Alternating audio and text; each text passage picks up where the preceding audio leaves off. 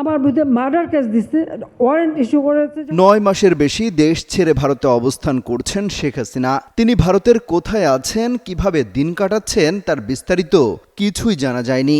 এমনকি তার চেহারাটাও আর দেখা যায়নি সেই অভ্যুত্থানের পর থেকে।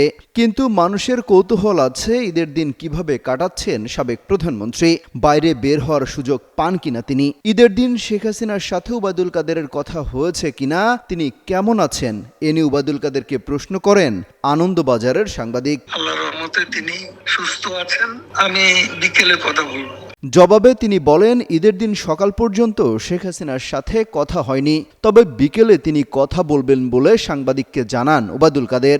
আর এটা ওইটা না, কাপড় ধোয়ার একটাই সলিউশন, চাকা অল ইন ওয়ান। তিনি দাবি করেন শেখ হাসিনা ভালো আছেন, সুস্থ আছেন। তিনি প্রতিদিন দেশের নেতাকর্মীদের সঙ্গে যোগাযোগ রাখছেন, অনুপ্রেরণা দিচ্ছেন।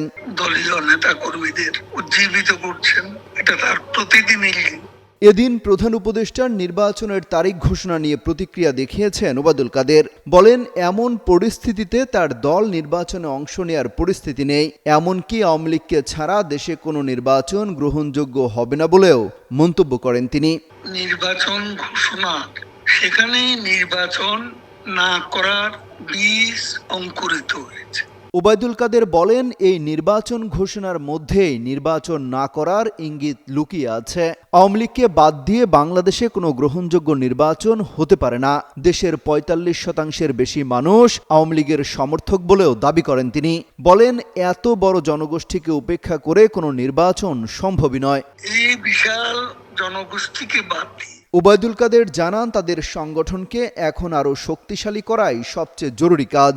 বর্তমানে তাদের দল, অস্তিত্ব, আদর্শ, রাজনৈতিক ভিত্তি হুমকির মুখে বলে স্বীকার করেন তিনি। বলেন এখন সংগঠনকে গোছানো হচ্ছে।